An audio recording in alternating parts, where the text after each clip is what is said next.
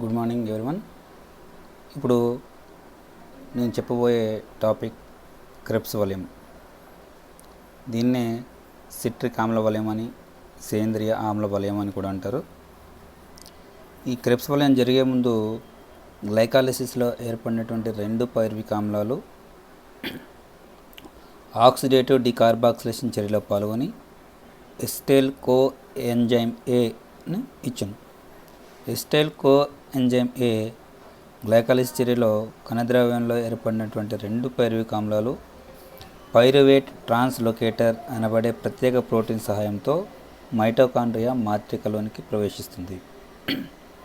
తర్వాత మొదట డీకార్బాక్సిలేషన్, తర్వాత ఆక్సీకరణ చర్యలు జరుగుతాయి. చివరిగా కో ఎంజైమ్ ఏతో సంగ్రహణం జరిగిన ఎస్టైల్ కో ఎంజైమ్ ఏగా మారుతుంది. ఈ విధంగా ఏర్పడిన ఎస్టైల్ కో ఎంజైమ్ ఏ క్రెబ్స్ వలయంలోకి ప్రవేశిస్తుంది. అందువల్ల ఎస్టైల్ కో ఎంజైమ్ను గ్లైకాలైసిస్కు, క్రెబ్స్ వలయాలకు మధ్యగా కనెక్టింగ్ లింక్గా, కనెక్టింగ్ బ్రిడ్జ్గా పూర్తి చర్యలు నిర్వహించడంలో పాల్గొంటుంది.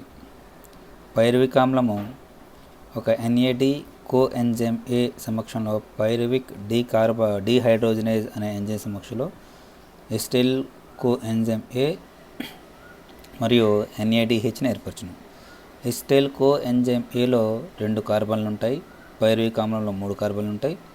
సో 3 కార్బన్లు కలిగినటువంటి ఈ పదార్థము పైరువిక్ ఆమ్లము ఒక కార్బన్ డైఆక్సైడ్ రూపంలో విడుదల చేసి 2 కార్బన్లు కలిగినటువంటి ఎస్టైల్ కో ఎంజైమ్ ఏను ఇచ్చును.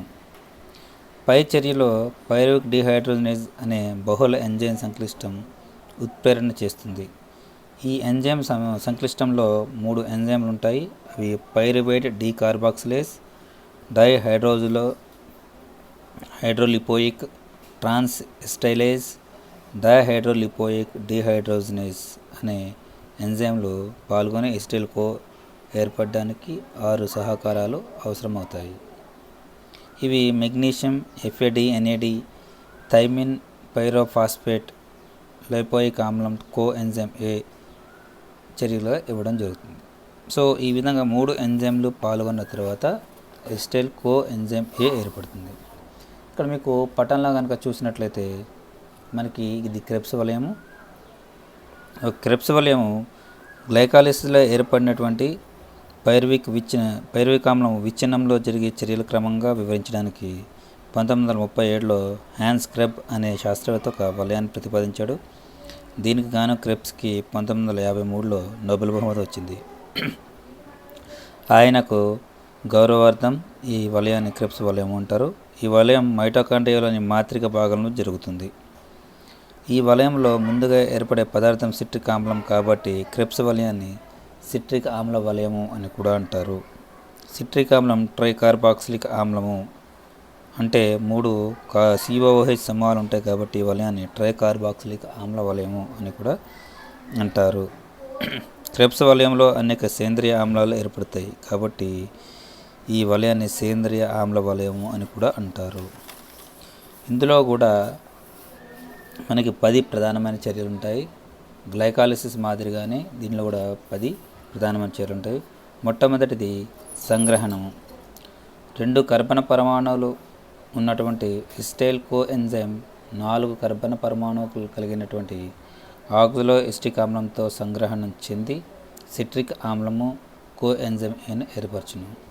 ఈ సంగ్రహణ చర్య సిట్రిక్ సింథటైజ్ అనే ఎంజైమ్ ఉత్ప్రేరణ చేస్తుంది. సిట్రిక్ ఆమ్లంలో 6 కర్బన పదార్థాలు ఉంటాయి. ఇప్పుడు మీరు పరిశీలించినట్లయితే ఇక్కడ ఎస్టైల్ కో అనే ఎంజైమ్ ఆక్సిలో ఎస్టిక్ ఆమ్లంతో చర్య జరిపి సిట్రేట్ని ఏర్పరుస్తుంది. ఇక సిట్రేట్ సింథటైజ్గా అనే ఒక ఎంజైమ్ పాల్గొనడం జరుగుతుంది. అంటే ఇక్కడ ఏర్పడినటువంటి మొట్టమొదటి స్థిర పదార్థం మనకి సిట్రిక్ ఆమ్లం కాబట్టి దీన్ని సిట్రిక్ ఆమ్ల వలయం అని అంటారు. సో మీరు పరిశీలించినట్లయితే దీన్ని క్లియర్గా మనం గమనించవచ్చు.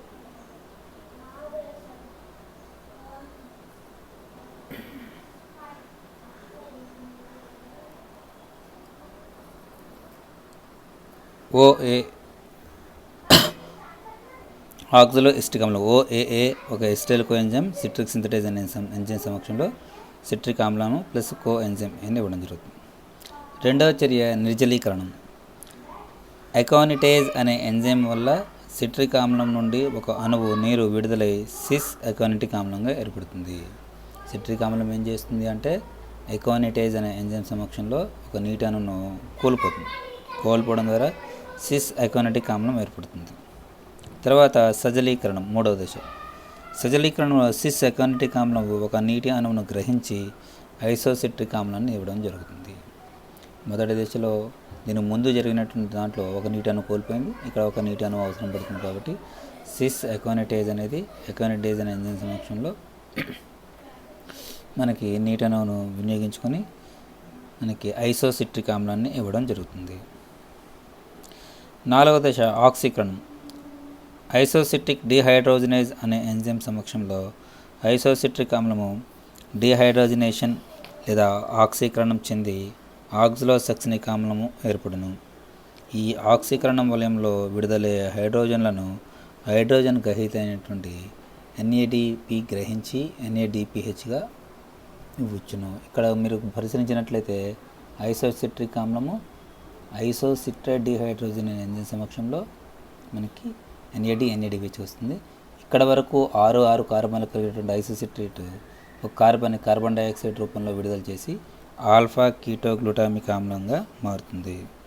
అంటే ఇప్పటి వరకు ఉన్నటువంటి 6 కార్బన్లు కలిగినటువంటిది ఇక్కడ కార్బన్ డైఆక్సైడ్ రూపంలో బయటకు వెళ్తుంది. కాబట్టి 5 కార్బన్లు కలిగినట్టు ఆల్ఫా కీటోగ్లూటామిక్ ఆమ్లాన్ని ఇవ్వడం జరుగుతుంది. తర్వాత చర్య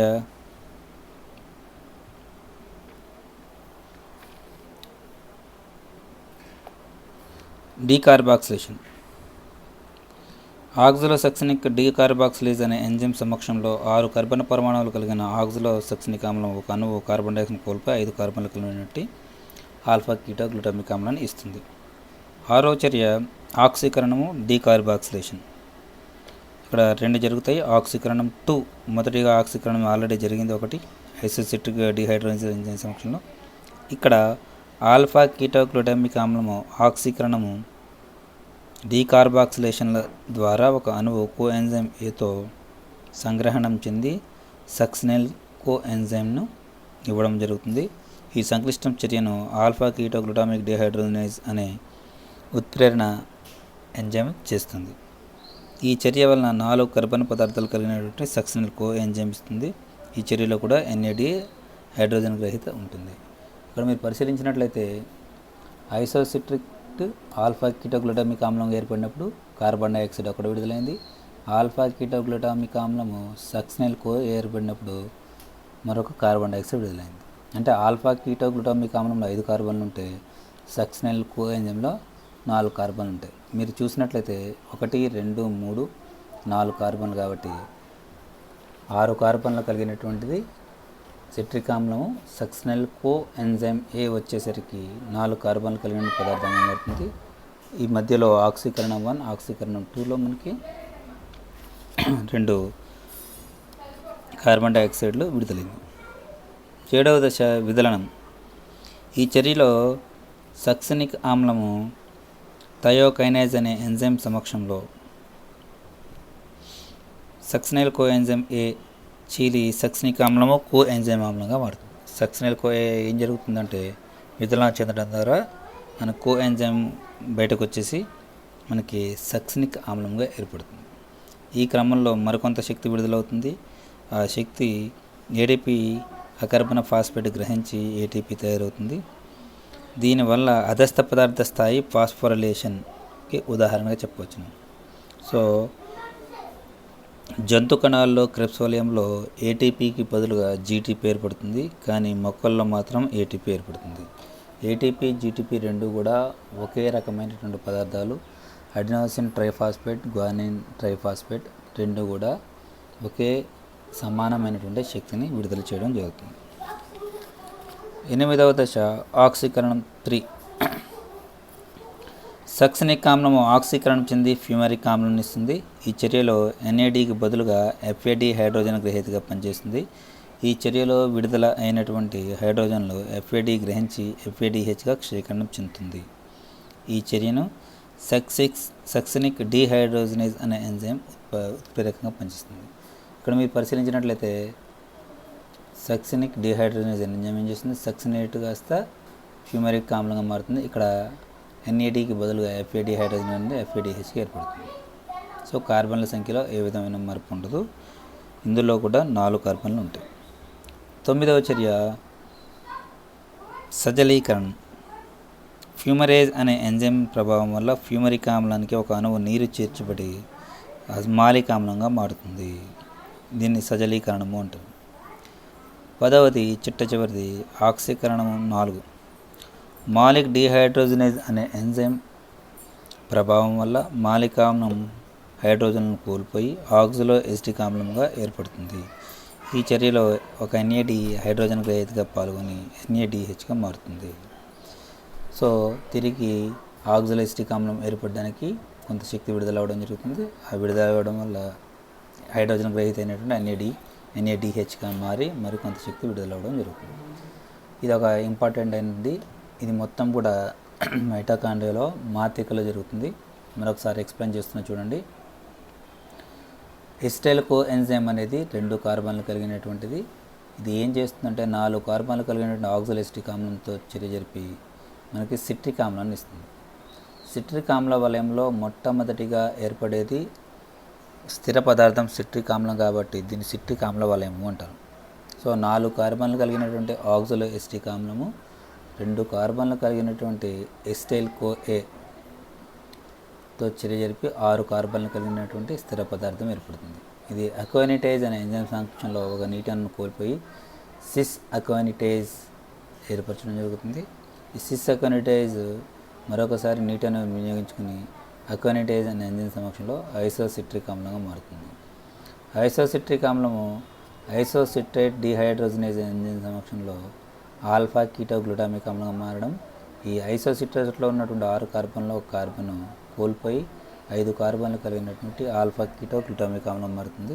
ఇక్కడ కొంత హైడ్రోజన్ గ్రహీత అయినటువంటి NAD కాస్త NADHగా మారుతుంది. నెక్స్ట్ ఆల్ఫా కీటో గ్లూటామిక్ ఆమ్లము ఆల్ఫా గ్లూటరేట్ డీహైడ్రోజన్ ఎంజైమ్ సమక్షంలో మరొక కార్బన్ డైఆక్సైడ్ను కోల్పోయి హైడ్రోజన్లు గ్రహీత అయినటువంటి NADH తయారు చేయడం జరుగుతుంది. ఇక్కడ సక్సినల్ కో అనే పదార్థం ఏర్పడుతుంది. దీంట్లో 4 కార్బన్లు ఉంటాయి.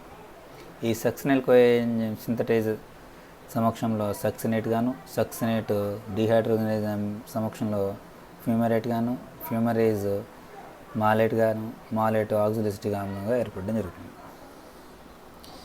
దీని యొక్క ప్రాముఖ్యత తీసుకుంటే ఒక పైరువిక్ ఆమ్లం క్రెబ్స్ వలయంలో పాల్గొనడం వలన 4 NADHలు, ఒక FADH, ఒక ATP ఏర్పడుతుంది. గ్లైకాలిసిస్లో 2 పైరువిక్ ఆమ్లాలు ఏర్పడతాయి.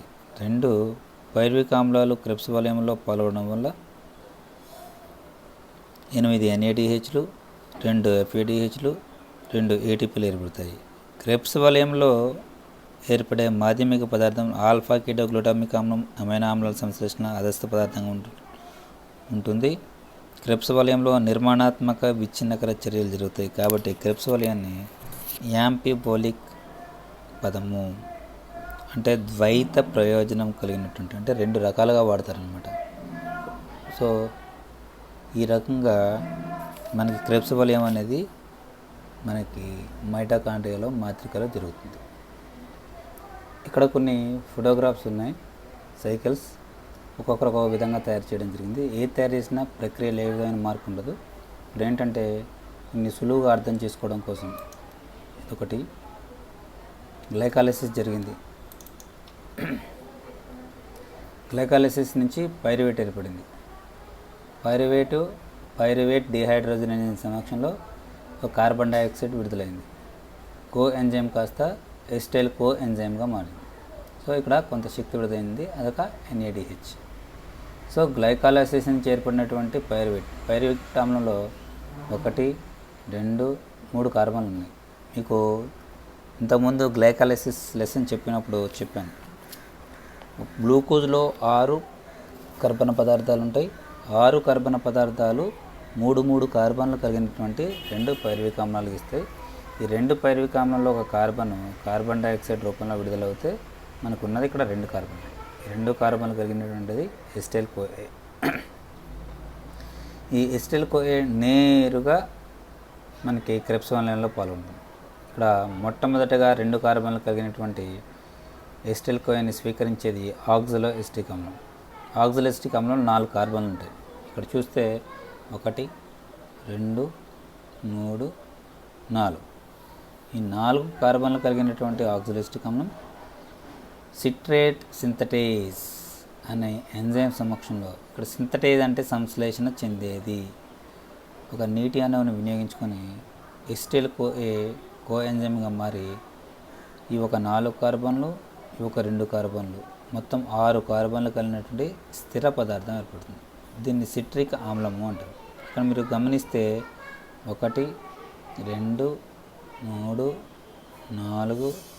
5, 6 కార్బన్లు కలిగినటువంటి స్థిర పదార్థం ఏర్పడుతుంది.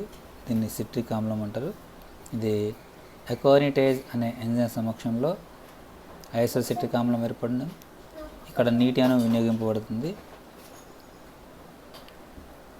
సో ఐసోసిట్రేట్ అనేది మనకి ఆల్ఫా కీటోగ్లూటామిక్ ఆమ్లం ఏర్పడుతుంది. ఇక్కడ కొద్దిగా మార్పులు జరుగుతాయి. 6 కార్బన్లు కలిగినటువంటి ఇక్కడ ఒక కార్బన్ డైఆక్సైడ్ రూపంలో విడుదల చేసి 1, 2, 3, 4, 5 కార్బన్లు కలిగినటువంటి ఆల్ఫా కీటోగ్లూటామిక్ ఆమ్లంగా ఇవ్వడం జరుగుతుంది. ఇది వెంటనే మరొక కార్బన్ డైఆక్సైడ్ని విడుదల చేసేసి ఆల్ఫా కీటోగ్లూటరేట్ డిహైడ్రోజన్ సమక్షంలో 4 కార్బన్లు కలిగినటువంటి పదార్థాన్ని ఏర్పడుతుంది. 1, 2, 3, 4 కార్బన్లు కలిగినటువంటి సక్సినల్ కోఏ ఇస్తుంది. ఈ సక్సినల్ కోఏ కాస్త మనకి సక్సినేట్ గాను, ఇక్కడ సక్సినల్ కోఏ సింథటేజ్, ఇక్కడ జీటీపీ ఇచ్చాడు. మనం ఏటీపీ ఇందాక మీకు చెప్పినప్పుడు జంతు కణాలలోనూ వృక్ష కణాల్లో పోల్చి చూసినప్పుడు జంతు కణాలలో జీటీపీ ఏర్పడుతుంది, వృక్ష కణాలలో ఏటీపీ ఏర్పడుతుంది. వృక్ష కణంలో ఏటీపీ, జంతు కణాల్లో జీటీపీ రెండు కూడా సమానము.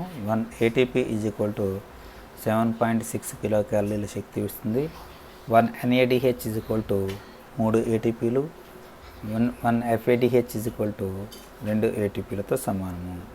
అయితే ఇక్కడ గమనించాల్సిన విషయం ఏంటంటే గ్లైకాలిసిస్లో ఏర్పడినటువంటి ఎన్ఏడిహెచ్లు 3 ఏటీపీలతో సమానం కాదు. ఎందుకు కాదు అంటే ఇక్కడ ఆక్సిజన్ ప్రమేయం లేకపోవడం వల్ల మనకి క్రిప్స్ వలయంలో విడుదలైనటువంటి ఎన్ఏడిహెచ్లు నెక్స్ట్ గ్లైకాలిసిస్లో విడుదలైనటువంటి ఎన్ఏడిహెచ్ల శక్తిలో కొద్దిగా వ్యత్యాసం ఉంటుంది. గ్లైకాలిసిస్లో ఏర్పడినటువంటి ఎన్ఏడిహెచ్ ఏదైతే ఉందో అది 2 ఏటీపీలతో సమానము. గ్లైకాలిసిస్లో ఏర్పడినటువంటి ఎన్ఏడిహెచ్లు మీరు పరిశీలిస్తే 1, 2, 3 మళ్ళీ మాలిక్ ఆమ్లము ఆక్సలోఎసిటిక్ ఆమ్లం 1, 4 అంటే 2 పైరువిక్ ఆమ్లాలు కాబట్టి 2 సార్లు ఈ చర్య జరుగుతుంది కాబట్టి మొత్తం 2 × 4 ఏటీపీ ఎన్ఏడిహెచ్లు అంటే 8 ఎన్ఏడిహెచ్లు తయారవుతాయి. ఇక్కడ ఒక ఎఫ్ఏడిహెచ్ తయారైంది. ఒక ఎఫ్ఏడిహెచ్ కాబట్టి ఇక్కడ 2 పైరువిక్ ఆమ్లాలు 2 సార్లు వలయంలో పాల్గొంటాయి కాబట్టి 2 ఎఫ్ఏడిహెచ్లు. నెక్స్ట్ ఇక్కడ జీటీపీ, జంతు కణాల్లో అయితే జీటీపీ, వృక్ష కణాల్లో అయితే ఏటీపీ ఏర్పడుతుంది. సో ఇక్కడ ఒక ఏటీపీ కాబట్టి 2 పైరువిక్ ఆమ్లాలు కాబట్టి 2 ఏటీపీలు ఏర్పడతాయి. సో ఇవన్నీ కూడా మనం తర్వాత దశ అయినటువంటి ఎలక్ట్రాన్ రవాణా వ్యవస్థలో వివిధ స్థాయిల్లో ఎలక్ట్రాన్ గ్రహీతలు ఈ శక్తి ప్రమాణాలను గ్రహించి చివరిగా అవి ఏటీపీలుగా మార్చడం జరుగుతుంది. ఇవి ఎలక్ట్రాన్ రవాణా వ్యవస్థ అనేది మైటోకాండ్రియాలోని F1 రేణువులు లేదా ఆక్సిజోమ్స్ పైన జరుగుతాయి. అంటే ఆ క్రెబ్స్ వలయము ఎలక్ట్రాన్ రవాణా వ్యవస్థ రెండు కూడా మైటోకాండ్రియా జరుగుతాయి.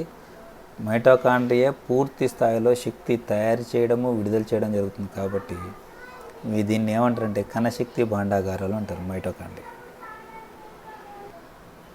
ఇక్కడ చూడండి కొన్ని మైటోకాండ్రియా పటాలు ఇవ్వడం జరిగింది. సో మైటోకాండ్రియా నిర్మాణం కనుక పరిశీలించినట్లయితే ఇక్కడ మనకి ఈ పటంలో పరిశీలిస్తే ముడతలుగా ఉన్నవన్నీ కూడా మనకి ఏంటంటే క్రిస్టల్. ఇది 2 ప్రమాణ త్వచాలు కలిగి ఉంటుంది, బయట త్వచము లోపల త్వచం. అంటే ఇక్కడ ఇచ్చిన అవుటర్ మెంబ్రెయిన్ మరియు ఇన్నర్ మెంబ్రెయిన్. ఈ లోపల ఉన్నటువంటి ఇన్నర్ మెంబ్రెయిన్ ఏదైతే లోపల త్వచం ఉంటుందో అది లోపల సన్నని పొడవైనటువంటి వేళ్ళ వంటి నిర్మాణం ఏర్పడతాయి. వాటిని ఏమంటారంటే క్రిస్టే అంటారు. అవి కాకుండా వీటిపైన చిన్న అగ్గిపుల్లల వంటి నిర్మాణాలు కలిగి ఉంటాయి. వీటిని F1 రేణువులు అంటారు. F1 రేణువులు లేదా ఆక్సిజోమ్స్ అంటారు. ఈ ఆక్సిజోమ్స్లోనే మనకి ఈ ఎలక్ట్రాన్ రవాణా వ్యవస్థ అనేది జరుగుతుంది. ఇది ఒక ఫోటోగ్రాఫ్ మైటోకాండ్రియా. అది మనం పరిశీలించినట్టయితే ఈ విధంగా ఉంటుంది.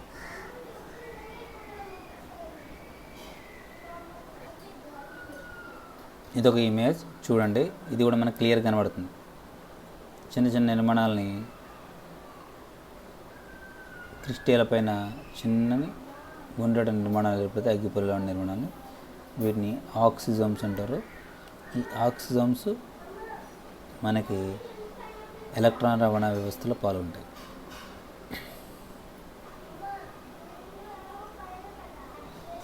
మైటోకాండ్రియాలో మరికొన్ని ఇమేజ్ పిక్చర్స్ గమనించండి జస్ట్ ఐడియా కోసం. ఇదొక ఇమేజ్ 3 డైమెన్షన్లో ఇవ్వడం జరిగింది. Outer membrane, inner membrane. ఇదొక ఇమేజ్. ఇదొక ఇమేజ్.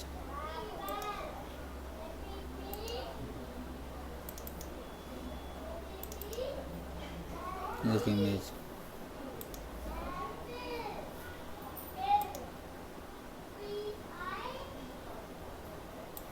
కణాల్లో కనుక పరిశీలించినట్లయితే మైటోకాండ్రియా ఈ విధంగా ఉంటుంది. ఇదొకటి, ఇదొకటి, ఇదొకటి. సో ఈ కొన్ని ఇంటర్నెట్ ఇమేజెస్ జస్ట్ కలర్ఫుల్గా ఉంటుంది, కొంచెం బాగా ఉంటుందన్న ఉద్దేశంతో చూపించడం జరిగింది.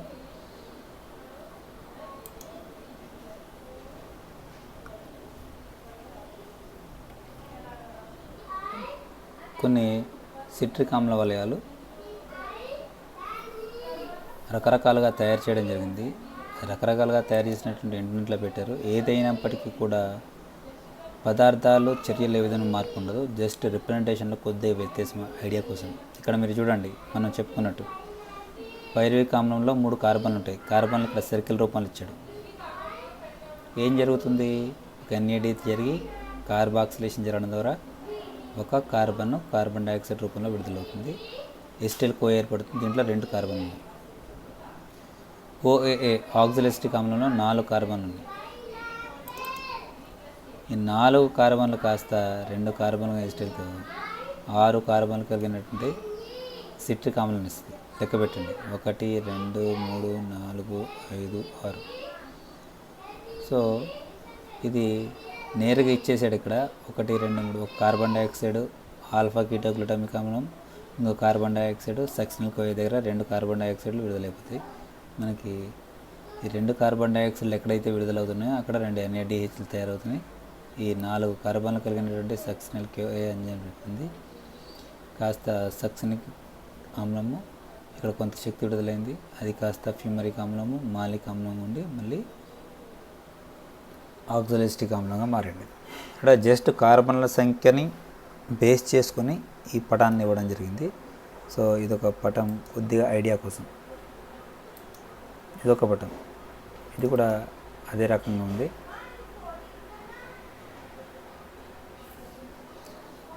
పైరువిక్ ఆమ్లంలో 3 కార్బన్లు ఉంటాయి. Carbon dioxide విడుదలవుతాయి. 2 కార్బన్లు కలిగినటువంటి ఎస్టిల్ కో ఇస్తుంది. అది 4 కార్బన్లు కలిగినటువంటి ఆక్సాలిక్ ఆమ్లము. ఈ 2 కార్బన్లు కలిగినటువంటి ఎస్టిల్ కో కలిపి 6 కార్బన్లు కలిగినటువంటి సిట్రిక్ ఆమ్లాన్ని ఇవ్వడం జరుగుతుంది. ఇది 5 కార్బన్లు కలిగినటువంటి ఆల్ఫా కీటోగ్లూటామిక్ ఆమ్లం, మళ్ళీ సక్సినల్ కోయామ్, సక్సినల్ ఫ్యూమరిక్, మాలిక్, తర్వాత ఎక్కువ ఆక్సాలిక్ ఆమ్లం. మాలిక్ ఆమ్లము, ఫ్యూమరిక్ ఆమ్లము, సక్సినల్ సక్సినిక్ అన్నీ కూడా 4 కార్బన్లు ఉంటాయి.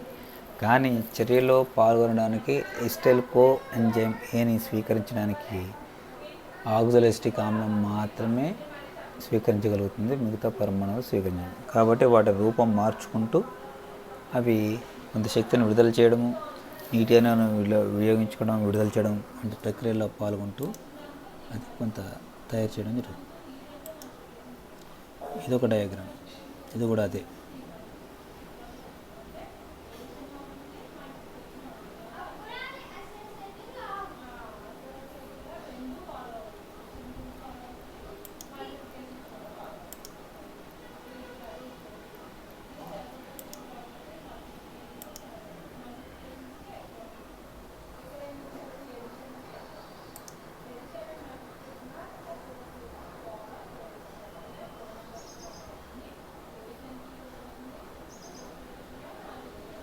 ఇవన్నీ కూడా రకరకాల ఇమేజెస్. అయితే మనము కొంత నాలెడ్జ్ తెలుసుకోవడం కోసం ఇక్కడ చూడండి, ఇక్కడ ఒకటి సింపుల్గా ఇందాక మీకు చెప్పాను కదా, మనకి చర్య 2 సార్లు జరుగుతుంది కాబట్టి 3 NADHలు 1 2 3 2 సార్లు జరుగుతుంది కాబట్టి 6 FADH ఒకటి ఏర్పడుతుంది. 2 పైరువిక్ ఆమ్లం కాబట్టి 2 FADHలు. ATP ఒకటి ఏర్పడుతుంది. ఇందాక మీకు చెప్పాను కదా, ATP GTP 2 ఒకటని ఒకటి ఏర్పడుతుంది కాబట్టి ఇది మొత్తం చర్య 2 సార్లు జరుగుతుంది కాబట్టి 2 ATPలు. ఇది మైటోకాండ్రియాలో మాత్రికలు జరిగేది. ఇంకో పాయింట్ ఏంటంటే ఎసిటైల్ కోఎంజైమ్ ఇచ్చాడు 2 కార్బన్లు కలిగినటువంటి. ఇక్కడ ఒక ATP 3 కార్బన్లు కలిగినటువంటి పైరువిక్ ఆమ్లం 2 కార్బన్లు కలిగినటువంటి ఎసిటైల్ కోఎంజైమ్ అని ఇచ్చేటప్పుడు ఒక కార్బన్ డైఆక్సైడ్ మరియు NADH తయారవుతుంది. అక్కడ 2 NADH 2 పైరువిక్ ఆమ్లాలు 2 ఎసిటైల్ కోఎంజైమ్లు ఇస్తాయి కాబట్టి 2 NADHలు సంశ్లేషణ చేయడం జరుగుతుంది. సో ఇదొక కొద్దిగా పటం ఇంట్రెస్టింగ్ ఉంది.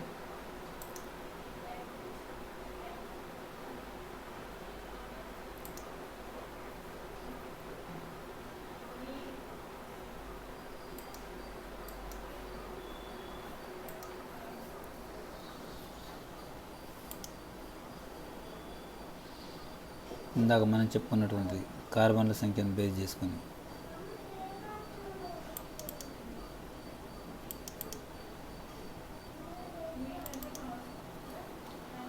4 కార్బన్లు ఫ్యూమరిక్ ఆమ్లం 4 కార్బన్లు, సక్సినిక్ ఆమ్లం 4 కార్బన్లు, సక్సినిక్ కోఎన్ 4 కార్బన్లు, 6 కార్బన్లు. ఎందుకంటే మొట్టమొదటి స్థిర పదార్థం సిట్రిక్ ఆమ్లం కాబట్టి 6 కార్బన్లు. తర్వాత సిస్ అకోనిటిక్ ఆమ్లము, ఐసోసిట్రిక్ ఆమ్లం, ఆల్ఫా కీటా గ్లూటామిక్ ఆమ్లం వరకు కూడా మనకి ఆల్ఫా కీటో గ్లూటామిక్ ఆమ్లం దగ్గర 5 కార్బన్లు ఉంటాయి. పైన ఉన్నటువంటి అన్నీ కూడా 6 కార్బన్లు కలిగి ఉంటాయి. ఇప్పటిదాకా మీరు చూసినవన్నీ కూడా ఇంగ్లీష్లో చూసారు, ఇది తెలుగులో చూస్తే మీకు కొంచెం అర్థమవుతుంది. సిట్రిక్ ఆమ్లం, సిస్ ఎకానిటిక్ ఆమ్లం, ఐసోసిట్రిక్ ఆమ్లం, ఆక్సోసక్సినిక్ ఆమ్లం, ఆల్ఫా కీటో గ్లూటామిక్ 1 2 3 4 ఈ 4 పదార్థాల్లో కూడా 6 కార్బన్లు ఉంటాయి. నెక్స్ట్ ఆల్ఫా కీటో గ్లూటామిక్ ఏర్పడేటప్పుడు అంటే ఆక్సోసక్సినిక్ ఆమ్లం ఆల్ఫా కీటో గ్లూటామిక్ ఏర్పడేటప్పుడు carbon dioxide, alpha keto glutamic ఆమ్లము సక్సినల్ కోఎంజైమ్ ఏర్పడేటప్పుడు ఒక కార్బన్ డైఆక్సైడ్. అంటే 6 కార్బన్లు కలిగినటువంటిది 4 కార్బన్లు కలిగిన పదార్థంగా ఏర్పడాలి అంటే 2 స్థానాల్లో కార్బన్ డైఆక్సైడ్ రూపంలో విడుదల చేయాలి. ఇది సో ఇక్కడ ATPలో సంశ్లేషణ, ఇక్కడ FADH సంశ్లేషణ, NADH 1 2 3 4 4 స్థానాలలో ఒక పైరువిక్ ఆమ్లము క్రెబ్స్ వలయంలో 4 NADH తయారవుతుంది. 2 పైరువిక్ ఆమ్లాలు 2 సార్లు తిరుగుతాయి కాబట్టి వలయంలో 2 × 4 8 NADHలు. ATP చర్య ఒకసారి జరిగితే ఒక ATP, 2 సార్లు జరుగుతుంది అంటే 2 ATPలు. FADH చర్య 2 సార్లు జరుగుతుందంటే 2 FADH. సో ఈ విధంగా నికరంగా మొత్తం 8 NADHలు మనకి క్రెబ్స్ వలయంలోను, 2 NADHలు గ్లైకాలిసిస్లో మొత్తం 10 NADHలు ఏర్పడతాయి. 2 ATPలు గ్లైకాలిసిస్లో, 2 ATPలు క్రెబ్స్ వలయంలో కలిపి మొత్తం 4 ATPలు ఏర్పడతాయి. 2 FADHలు మన క్రెబ్స్ వలయంలో